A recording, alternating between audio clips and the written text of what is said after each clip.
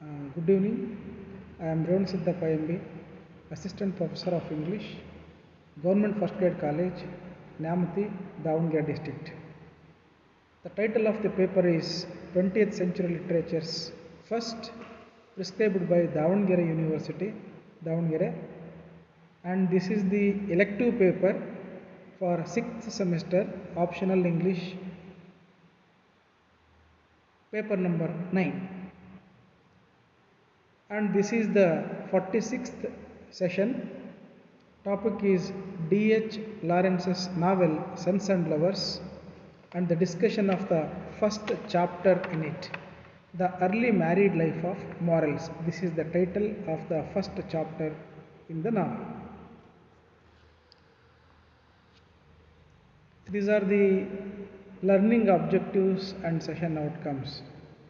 To enable the students to understand the setting of the novel, and the session outcomes will be students will be able to understand the mining area of Bestwood, and students will understand Mr. and Mrs. Morel family. So they are going to be introduced to this particular family. Coming to the recapitulation, during the last session we have discussed the plot of the novel. I told you that Sons and Lovers was published in 1913. It is an autobiographical novel, and there is the mother fixation. And I also told you that Sons as the lovers and Sons and their lovers, the novel centers around it. And the mother plays a very vital role in this novel, and who has almost destroyed the tender feelings of her sons, William and Paul Morel. And I told you all those things. And William dies earlier, and all of her love and passions are transferred first from her husband, Mr. Morel, to William Morel, and once when William Morel dies, all of her love and affection is transferred to her second son, Paul Morel, and Paul Morel, who is actually an adult, and he has a relationship with Miriam Liviers and also with Clara Daves, who is separated from her husband Baxter Daves. But it is unfortunate, none of the women he thinks that who is suitable for him to get married, because such was the force of his mother, and his mother dies of tumor, and he along with his sister Annie have given the morphine mixed with milk to speed up her death. And at the end of the novel I told you that even though there was the invitation or the offer from Miriam's to get married, but he has refused it bluntly, and at the end of the novel, being separated from his father, he decided to commit a suicide without mother, but he comes out of such notions, and ultimately he in the darkness went towards the city. So this is the overall plot that I discussed during the last session. Now let us go for the first chapter of this novel in detail. The Early Married Life of the Morels. This is the title of the first chapter. Now let me explain it. In the first chapter itself, the novelist D.H. Lawrence has given the exclusive explanation of the setting, place and time and all those things. This novel is set in the town of Bestwood in Derbyshire County, England in the late 1800s. And strictly speaking, the setting time of this novel is from 1885 to 1910. The Bottoms is a housing estate for coal miners in which the Morels live. It was built on the site of an old estate which was called Hellro. Hellro burned down and was replaced when the small mines or gin pits closed and the large mining company Karsten Wade and Company took over the area, opened 6 large coal mines. All these coal mines are connected by the rail. The work nearby in the small gin pits, as they have for years, and similar cottages dotting the countryside from the village of Bestwood. The bottoms sits in the valley facing Selby and has 12 houses in a block and 6 blocks altogether. So this is the setting place of the novel that you need to understand. See, in this chapter, there is the introduction of Mr. and Mrs. Morrell's family details. Gertrude Morrell married 8 years ago with Walter Morrell, who was a miner. It means to say he was working in the mines. Mrs. Morrell, in other words, Gertrude Morrell, was forced to move from Bestwood to the Bottoms, but she was unwilling because of her class conscious nature. At 31, she is pregnant with her third child. The first two are William, age 7, and Annie, age 5. Most of the women and children are alone, and that many of the men who go past are drunk in the bottoms. 3 weeks into their stay, the wakes is the fair, begins. Mrs. Morrell promises to take her children to that fair, wakes fair, after the dinner. And during that time, what he purchased is very important in this novel. She accuses her husband of being drunk, but Mr. Morrell denies it. He tells lies. Well, in the beginning, Mrs. Morrell comes from an industrious middle class family, Coppards. Her father was an engineer but was poor. Mrs. Morrell was an intelligent and proud young woman and remembers being given a Bible by a young man called John Field. Both have an affair each other, but he goes after the widow of 40 years for her property. That is to say, she was jilted miserably by John Field, who was her lover once upon a time. So, this is the brief introduction to this family, and let us continue what is going to happen in that family. It is said that the unhappy life of Mrs. Morrells, they are not living so happily, especially Mrs. Morrell. A woman in this period, Mrs. Morrell is expected to marry and raise children. That denotes the gender roles. She was being married to Mr. Morrell. Mrs. Morrell now sees that men are also limited by class, education, and temperament. She has realized once when she has married off. As a married woman, she realizes that being a man is not everything. She has understood this concept also. She was from a Coppard family. Her father was rather bitter and intellectual, but Morrell was lively and vigorous.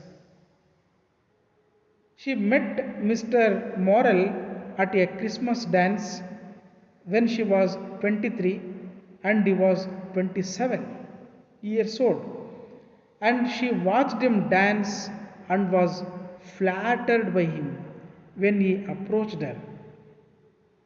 Then she falls for him. She falls for him. He was completely opposite of her father. In the course of time, they got married. They are happy for few months. Later, it fades away as he drank regularly, comes home late, quarrels late night. So she was fed up in her life. She did not expect that her husband would be like it. She is shocked when she discovered that the home they live in, which he told her was his own, but it really belonged to his mother, and that they are still paying her rent. So this is the another lie he told Mrs. Morel or Gertrude Morel. A local woman feel she is superior and laugh at her when she says that Mr. Morel does not drink. By listening such words from Gertrude Morel, all of her neighbors laughed at her. 2 years passed. Morel Mrs. Morel gives birth to their first child, a son called William. So here the novelist uses the flashback technique to introduce the characters and how she got married with Mr. Morel and all those things, and how she was being attracted and all those. 2 years passed. Mrs. Morel gives birth to her first child, a son called William, and she turned her loneliness and disillusion into passionate love for him, much to Morel's jealousy. So, since he was born, she has poured some of her love and affection towards her first son, uh, that is William. She was extremely fond of him. And because of that reason, her husband Morel was jealousy at her and also on him, also on his son. Yes, she was frustrated and abandoned when he begins to spend more and more time away from home, drinking with his friend Jerry Purdy. They have clashed frequently for his uh, irresponsible nature towards the family. He did not take care of his family. All the times he works in the mines, he gets the money, drank in the bar, he came home late, he quarreled with his wife regularly, so that becomes his business of the day. So that she was frustrated by his uh, nature and attitude. So every day there was the clashes in the family. Mrs. Morel is extremely proud of her son William and loves his long blonde hair, but Mr. Morel has cut William's hair off. Look at the attitude of the father. Then afterwards she transfers her love from her husband to her son after this bad incident. In this way, she ends her love for Mr. Morel. She wants to make Mr. Morel or Walter Morel a better man. Unfortunately, she meets with failure. As she is expecting, she starts saving money for the new baby. Mr. Morel resorts to drink and starts to gambling. One night, after the fiasco, he pulls her out of the house and locked the door. During that time, she sees a huge pale moon. She feels the baby moving inside her womb and tries to soothe herself by walking among the flowers.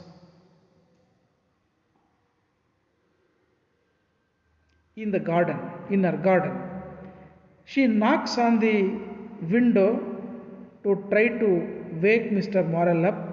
After several attempts, he hears her and opens the door. It was almost midnight. When he has let her in, he rushes from the room and up the stairs without speaking to her. He was so rude and also brute. Such was the attitude of Mr. Morel. So, this is the end of the first session. In this chapter, there are some important points to be noted. There is the description of the setting place, that is Bestwood, in detail. In other words, it is said to be the geography is a recurring motif in this novel as a whole, and this geographical details are being given in this chapter. Apart from that, the working class people and their lifestyle is also being introduced in the first chapter itself, and he belongs to working class. Mr. Morel belongs to the working class. Mrs. Morel is introduced in this chapter in the words, she was not anxious to move into the bottoms. Her current social position is clear, so living in the bottoms was the best she could do. So that is the point here. William proudly buys his mother 2 rose covered egg cups, and she is happy that he has bought them for her. Look at this thing. I told you there was a fair, Wakes fair, that I told you in this chapter. During that time, William, her first son, has purchased or buys 2 rose-covered egg cups. So this is having some sexual connotations. The child wants to please his mother, Mrs. Morel. It is being clearly seen in the first chapter of the novel itself, and it may be called an Oedipal attraction to opposite sex and the hatred of the same sex. That is said to be the Oedipus complex. It is one of the major themes of the novel that we are going to study later on. The theme of bondage or enslavement is apparent in this first chapter itself. Mrs. Morel views her life. She is bonded to her husband, bonded to her son, bonded to her life, and all those things that are very clear. And Mr. Morel is actually trapped. He is a slave to alcohol and he is frequently drunk. He is bound to the social class. This is also clear in the first chapter itself. And here, that I already told you while explaining the incidents, how Mrs. Morel came to marry such a drunken and also working class man. And here he had used the flashback technique about how they are attracted to each other, how they got married, and how she begot the first child, and all those things in detail. And apart from that, Gertrude Morel, who is an educated woman who also worked as a teacher for some time, she was the daughter of an engineer. So Cowper family, she belonged to Cowper family, and her social class is clear in the first chapter itself, and hence it can be called as the incompatible marriage. We can decide. And she was attracted by his lively nature that has influenced her to get married with him, because her father was a different person. Apart from that, we are also noticing the traditional gender roles in this chapter as a whole. And Mrs. Morel is accustomed to begetting a child, pleasing her husband, and taking care of the house and also her children. So these are the gender roles of England during that particular period of time in the beginning of the 20th century, first decade. And apart from that, we also know that uh, male roles, and he is always arrogant, he is the patriarchal head, and he can take any decisions, like Mr. Moral is spending the money recklessly for drinking. Okay, so that is being seen here.